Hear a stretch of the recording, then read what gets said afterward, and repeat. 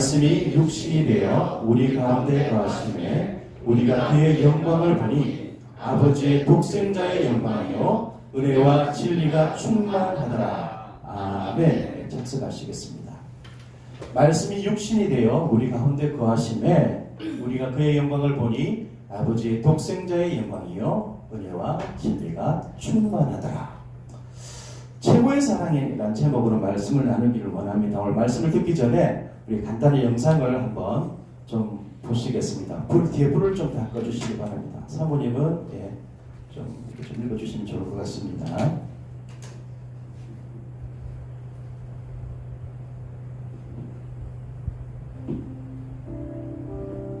우리 어머니는 시장에서 조그마한 장사를 하셨다.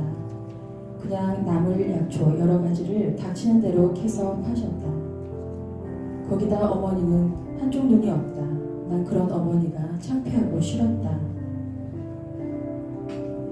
초등학교 운동회 날 엄마가 학교에 오셨다. 나는 너무 창피해서 그만 뛰쳐나왔다. 다음날 학교에 갔을 때 너네 엄마는 한쪽 눈 없는 병신이냐? 하고 놀림을 받았다. 놀림거리였던 엄마가 이 세상에서 없어졌으면 좋겠다 생각했다.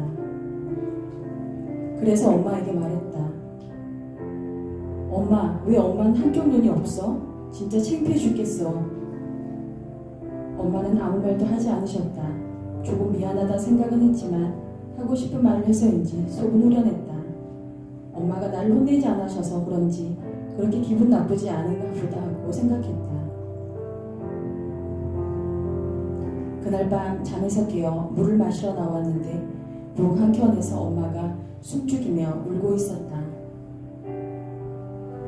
나는 그냥 바라보다 고개를 돌렸다.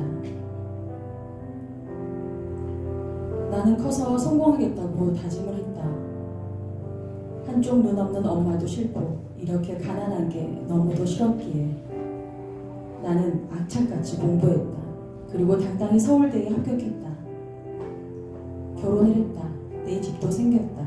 내 아이도 생겼다. 이제 나는 가정을 꾸려 행복하게 산다. 여기서는 엄마 생각이 나지 않기 때문에 좋았다. 이 행복이 깊어갈 때쯤이었다. 띵동. 누구세요? 우리 엄마였다. 여전히 한쪽 눈이 없는 채로 하늘이 무너지는 듯 했다. 어린 딸아이는 무서워서 도망갔다. 그리고 아내는 누구냐고 물었다. 결혼하기 전 부인에게는 어머니가 돌아가셨다고 거짓말을 했다. 그래서 나는 모르는 사람이라고 했다. 그리고 누군데 우리 집 와서 우리 아이 올리냐고 소리를 쳤다. 당장 나가세요. 꺼지라고요. 그러자 엄마는 죄송합니다. 제가 집을 잘못 찾아왔나 봐요. 이 말을 하고 묵묵히 눈앞에서 사라졌다. 역시 날 몰라보는구나. 다행이라고 생각했다. 그냥 이대로 영원히 신경 쓰지 말고 살자고 생각했다. 그러자 마음이 한결 가벼웠다. 어느 날 동창회를 한다는 안내문이 집으로 날아왔다. 회사에 출장을 간다는 핑계를 대고 고향에 내려갔다. 동창회가 끝나고 집으로 향하려는데 궁금한 마음에 옛날 집에 가보았다. 엄마가 쓰러져 계셨다. 그러나 나는 눈물 한 방울 나지 않았다. 엄마의 손에는 꼬깃꼬깃한 종이가 들려 있었고 나는 읽어 내려갔다. 사랑하는 내 아들 보아라. 엄마는 이제 살 만큼 산 것 같구나. 그리고 이제 다시는 서울에 가지 않을게. 그러니 네가 가끔씩 찾아와 주면 안 되겠니? 엄마는 네가 너무 보고 싶구나. 엄마는 동창회 때문에 네가 올지도 모른다는 소리를 듣고 너무 기뻤단다. 하지만 학교에 찾아가지 않기로 했어. 너를 생각해서. 그리고 한쪽 눈이 없어서 정말로 너에겐 미안한 마음뿐이다. 어렸을 때 네가 교통사고로 한쪽 눈을 잃었단다. 나는 너를 그냥 볼 수가 없었어. 그래서 내 눈을 주었단다. 그 눈으로 엄마 대신 세상을 하나 더 봐주는 네가 너무 기특했단다. 난 너를 한 번도 미워한 적이 없단다. 네가 나에게 가끔씩 짜증을 냈던 건 날 사랑해서 그런 거라 생각하는 엄마는 생각했단다. 아들아, 내 아들아, 애비가 먼저 갔다고 울면 안 된다. 울면 안 된다. 사랑한다, 내 아들. 네, 여기까지 있습니다. 네.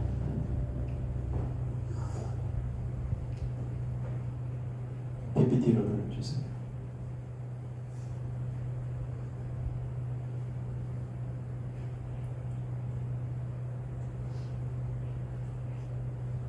네. 거기 클릭 한번 해주세요. 자, 믿음, 소망, 사랑 그 중에 제일은 무엇일까요? 불을 또 켜주시고요. 뭐죠? 사랑이죠. 그러면은 사랑 중에서도 최고의 사랑은 뭘까요? 친구의 사랑일까요? 부부의 사랑일까요? 부모님의 사랑일까요? 어떤 사랑일까요? 너무 문제가 어렵습니까? 어떤 사랑이죠? 네, 뭐 다양하게 답이 나오겠지만은 부모님 사랑, 예. 물론 아주 큰 사랑입니다. 근데 이 사랑보다 더 큰 사랑이 있습니다. 하나님 사랑이십니다. 자기 아들을 위해서 한쪽 눈을 준 어머니 그 크신 사랑보다도 온몸을 목숨까지 주신 그 하나님의 사랑이 최고의 사랑입니다. 그런데 이 세상에는 이 하나님 사랑을 아직도 모르고 체험해보지도 못한 사람들이 엄청나게 많이 있습니다. 여러분은 이 하나님 사랑을 체험하셨습니까? 이 하나님 사랑을 아시나요? 알고 체험하셨다고 하면은 하나님을 알지 못하는 많은 사람들에게 이 하나님 사랑을 보여주실 수 있기를 바랍니다. 그분들이 하나님 사랑을 만날 수 있도록 도와주실 수 있기를 바랍니다. 오늘 본문에 보면요, 이 하나님의 그 최고의 사랑을 세 가지로 묘사를 하고 있습니다. 첫 번째는요, 하나님이 사람이 되신 사랑, 하나님이 사람이 되셨다라고 말씀하고 있습니다. 14절에 보니까 말씀이 육신이 되셨다라고 말씀하고 있죠. 여기서 말하는 말씀은 1절에서 3절에 나오는 예수 그리스도를 의미합니다. 태초에 말씀이 계시니라. 이 말씀이 하나님과 함께 계셨으니 이 말씀은 곧 하나님이시니라. 그가 태초에 하나님과 함께 계셨고 만물이 그로 말미암아 지은 바 되었으니 지은 것이 하나도 그가 없이는 된 것이 없느니라. 아멘. 태초에 말씀이 계셨는데 그 말씀이 누구시라고요? 예수 그리스도 성자 하나님이시라고 말씀하고 있습니다. 그 성자 하나님께서 태초에 하나님과 함께 계셨을 뿐만 아니라 만물을 창조하셨다라고 말씀하십니다. 그 하나님께서 사람이 되셨습니다. 육신의 몸을 입고 이 땅에 사람의 몸으로 오셨죠. 이거 최고의 사랑이 아닐까요? 우리가 누군가를 사랑하면요, 그 사람과 함께 하기를 원합니다. 여러분 연애하셨을 때 한번 생각해 보십시오. 헤어지면 금방 또 보고 싶어지죠. 그 사람과 똑같은 옷을 입고 싶고 똑같은 먹거리를 먹고 싶고 똑같은 장소에서 차도 마시고 싶고 똑같은 곳에서 살고 싶은 것이 사랑하는 사람의 마음입니다. 주님께서, 그 하나님께서 사람을 사랑하셔서 이 땅에 사람의 모습으로 오셨다는 사실입니다. 이분은 캄보디아에서 선교하시는 손준영 선교사님이십니다. 이분이 원래 부산의 연산성서침대교회 담임 목사님이셨습니다. 제가 이곳에서 예수님을 만났고 또 우리 손준영 목사님을 통해서 신학 공부를 할 수 있게 됐습니다. 아주 신사하셨어요. 아주 원래 전라도 사람인데 경상도에 이제 공무원으로 이렇게 와서 공무원으로 아주 월급도 많이 받고 사시다가 어느 순간 신학을 하면서 목사가 되셨습니다. 그리고 개척을 하셨죠. 개척하고 막 열심히 하셨어요. 유치원도 같이 하셨습니다. 아주 많은 사람들이 그곳을 통해서 예수님을 만나게 됐습니다. 그런데 이분이 갑자기 캄보디아 사람들을 마음속에 품기 시작했습니다. 그러더니 담임 목사직을 내려놓고 캄보디아 선교사로 가십니다.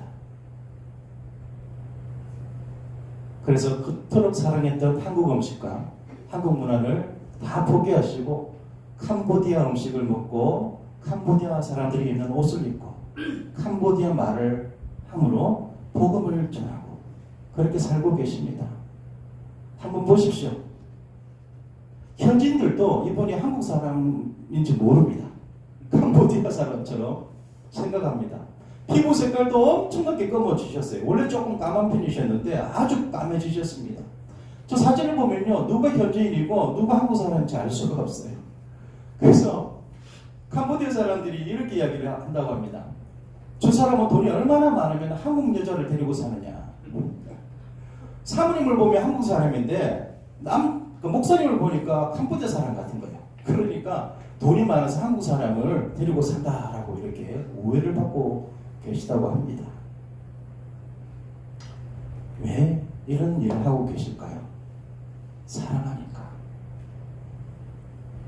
허드슨 테일러는요, 영국 사람입니다. 이분이 어느 순간 중국 사람을 보는데 너무 슬픈 겁니다. 복음이 없는 저 나라 사람들, 내가 저곳에 가서 선교사가 되어야겠다, 복음을 전해야겠다, 그렇게 작정하고 난 뒤부터 이분은요, 영국 문화를 다 포기합니다. 그때부터 젓가락으로, 서양인들이 젓가락질 하기가 쉽지 않잖아요. 젓가락질로 밥을 먹기 시작합니다. 그리고 중국 옷을 입고 머리 모양도 변발 모양을 하면서 살기 시작합니다. 그렇게 하다가 중국 선교사로 헌신을 하죠. 왜 이런 일을 할까요? 왜라고요? 사랑하니까. 사랑하니까. 근데 예수님은요, 이보다 더 우리를 사랑하셨습니다. 피조물인 우리들을 너무나 사랑하셔서 우리 대신 죽기 위해서 이 땅에 창조주이신 그 하나님께서 이 땅에 사람 몸을 입고 오셨습니다. 이보다 더 큰 사랑이 어디 있을까요? 하나님이 사랑으로 오신 것. 이보다 더 큰 사랑은 없습니다. 그것도 큰 사랑인데 우리를 살리기 위해서 십자가에 달려 돌아가신 것. 감당할 수 없는 사랑이죠. 만화 영화 중에 저는 미키마우스를 아주 좋아합니다. 아주 귀엽잖아요. 여러분들도 좋아하시죠? 뭐 강요하는 건 아닙니다. 봐도 귀엽잖아요. 디즈니랜드에 보면 이 미키마우스가 대표적인 인물이잖아요. 캐릭터잖아요. 그런데 아무리 귀엽고 사랑한다고 해서 생제의 모습으로 살아갈 수는 없습니다. 고양이를 피해서 살아야 되잖아요. 냄새나는 그 시궁창에서 살아야 되잖아요. 저는 그러기 싫습니다. 제가 그 안양에서 사역할 때 오케스트라 사역했는데 우리 교도 앞으로 이렇게 될 줄 믿습니다. 밴드도 이렇게 구성되고 악기팀도 더 많아져서 이렇게 될 줄 믿습니다. 안양에서 사역할 때 이제 전셋집에서 사는데 하루는 잠을 자는데 불을 딱 끄는 순간 조금 있으면 찍찍거리는 소리가 나는 거예요. 찍찍찍하는 소리가 납니다. 깜짝 놀라서 불을 켜보면은 아무리 찾아봐도 아무것도 보이지 않습니다. 그래서 불을 끄면은 조금 있다가 또 찍찍찍하는 소리가 납니다. 그래서 불을 켜서 살펴보니까 천장에 보니까 자그마한 구멍이 하나 뚫려 있어요. 추측건데 그 구멍으로 쥐 한 마리가 떨어진 것 같습니다. 그래서 잠도 제대로 자지 못하고 이런저런 생각을 했습니다.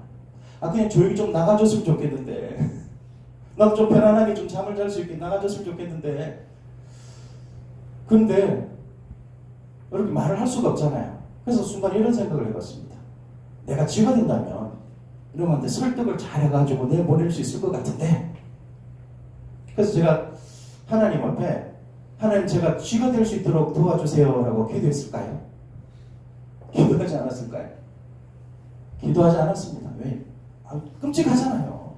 사람이 쥐가 된다는 거 얼마나 끔찍합니까? 그래서 어쩔 수 없이 밤을 새고 그 다음날 아내한테 부탁을 해서 강력 끈끈이 이거를 사왔습니다. 그래서 그것을 딱 펼쳐놓고 문을 딱 닫고 아무도 들어가지 못하게 하고 이제 교회를 갔습니다. 그리고 갔다가 딱 들어오니까 방 안에서 찍찍거리는 소리가 나는 겁니다. 그래서 문을 딱 열어보니까 아니나 다를까 쥐한마리가 저 지도새에 딱 걸려가지고 옴짝달싹 못하고 딱 있는 겁니다. 내가 문을 딱 여니까 눈이 마주쳤어. 이러면 얼마나 칙칙거리는지. 그 쥐 소리 들어보셨나요? 실제적으로? 소리가 그렇게 큰 줄 몰랐습니다. 막 째려보는데, 그래서 아내 보고 좀 치우라니까 기겁을 하면서 저보고 치우라고 그래서 제가 손으로 하지 못하고 제가 가지고 있는 목발로 가서 살며시 접어서 이렇게 밖에 있는 쓰레기통에 버렸습니다. 지금도 생각하면 끔찍합니다. 근데 하나님께서요, 우리를 너무나 사랑하셔서 사람이 되셨습니다. 사람이 쥐가 되는 것보다도 비교할 수 없는 큰 사랑이죠. 사람들을 살리기 위해서 이 땅에 사람의 몸을 입고 오셨다는 겁니다. 안셀름이라는 신학자가 이런 책을 썼습니다. 쿠르 데우스 호모라는 책인데 이걸 번역하면은 왜 하나님께서 사람이 되셨는가 이런 뜻입니다. 결론이 뭔지 아십니까? 왜 하나님께서 사람이 되셨을까요? 사랑하니까. 사랑하니까. 사도 요한은 이 예수님을 이렇게 말씀하고 있습니다. 태초부터 있는 생명의 말씀에 관하여는 우리가 들은 바요, 눈으로 본 바요, 자세히 보고 우리의 손으로 만진 바라. 이 사도 요한의 고백이 저와 여러분의 고백이 되었으면 좋겠습니다. 여러분, 예수님을 잘 들으시고 눈으로 보시고 자세히 보시고 손으로 만져보실 수 있기를 축복합니다. 그 주님을 만나십시오. 그럼 인생이 바뀔 겁니다. 두 번째는요, 하나님이 사람과 함께 거하시는 사람이다 라고 말씀하고 있습니다. 말씀이 육신이 되어 사람이 되셔서 우리 가운데 거하심에 라고 말씀하고 있습니다. 이 거하신다라는 헬라를 분석을 해보면은 이 장막을 친다라는 뜻이거든요. 그러니까 무슨 말씀이냐면은 주님께서 사람 몸으로 오셔서 우리 옆집에 집을 만드시고 우리와 함께 사신다라는 뜻입니다. 실질적으로 예수님께서 사람들과 함께 거하셨죠. 그리고 사람들을 대신해서 십자가에 달려 돌아가십니다. 그리고 며칠 만에 3일 만에 부활하시고 며칠 동안 계셨을까요? 40일 동안 사람들에게 부활의 몸을 보이시면서 함께 또 거하십니다. 그리고 하늘로 승천하시죠. 하늘로 올라가십니다. 올라가시면서 이제 함께 하시지 못하니까 성령 하나님을 보내주시죠. 그 성령 하나님께서 지금 내 안에 계시고 우리와 함께 계십니다. 그래서 주님을 임마누엘 하나님이라고 표현합니다. 임마누엘 하나님. 이 히브리어는요, 함께라는 뜻이고요. 마누는 우리, 엘은 하나님입니다. 그러니까 임마누엘이라는 뜻은 하나님이 우리와 함께 하신다. 임마누엘 하나님. 이 찬양 아십니까? 임마누엘, 임마누엘, 그 이름은 임마누엘, 우리와 함께하네. 그 이름은 임마누엘. 하나님은 우리와 함께 하십니다. 하나님은 우리를 너무나 사랑하셔서 사람의 몸을 입고 이 땅에 오셨습니다. 오셨을 뿐만 아니라 우리와 함께 하십니다. 1970년대에 이 로미오와 줄리엣이 아니라 러브스토리라는 그런 영화가 제작되었습니다. 많이 또 리메이크가 됐죠. 이 영화에 보면은 이 사랑하는 남자가 눈밭에서 손을 맞잡고 뺑뺑 돌면서 막 이렇게 사랑을 속삭입니다.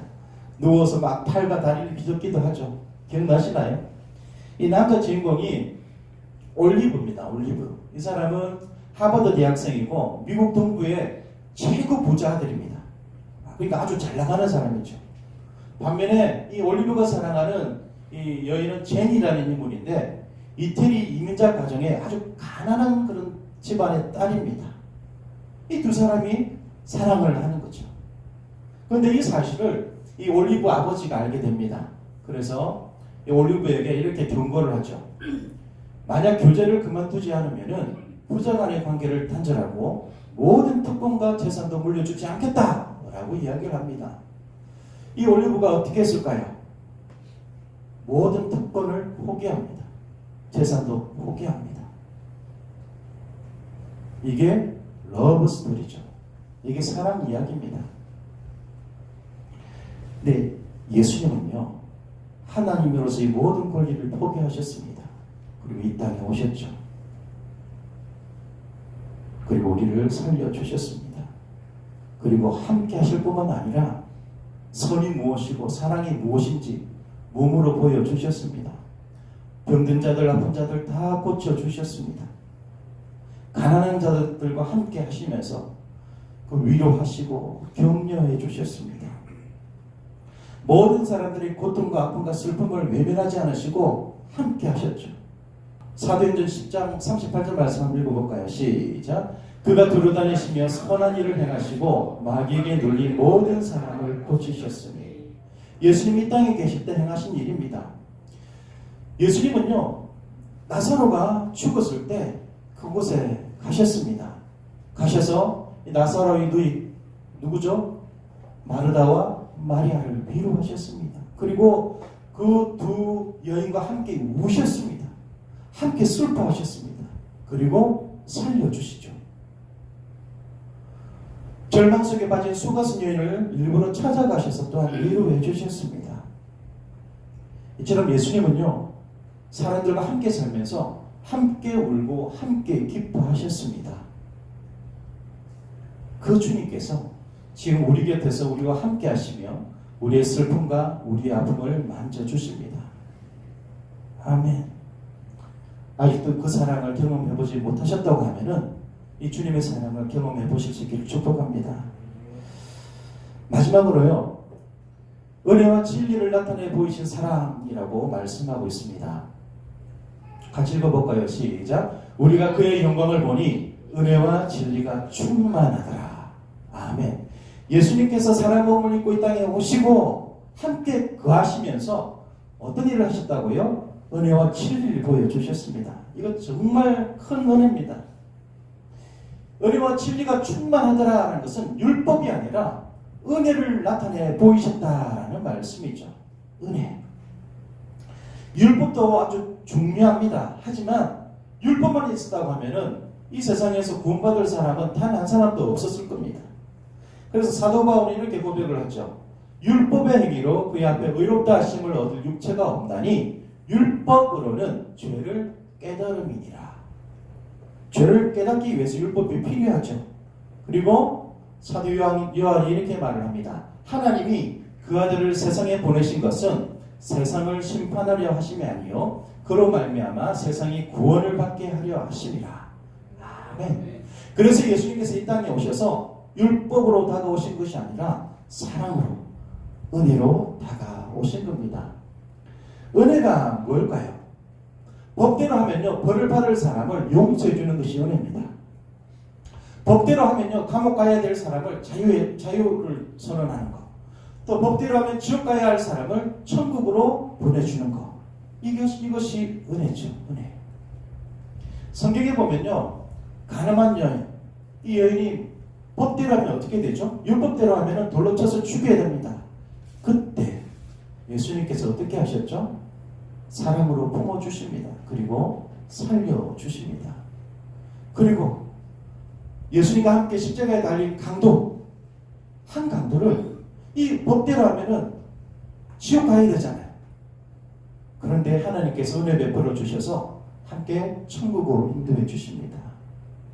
그리고 스데반 집사를 죽이는데 앞장섰던 사울, 바울이 되기 전에 사울, 이걸 법대로 하면요, 사형시켜야 되지 않습니까?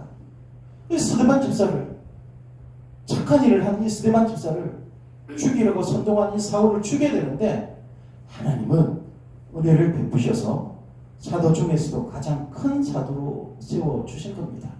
이게 은혜입니다.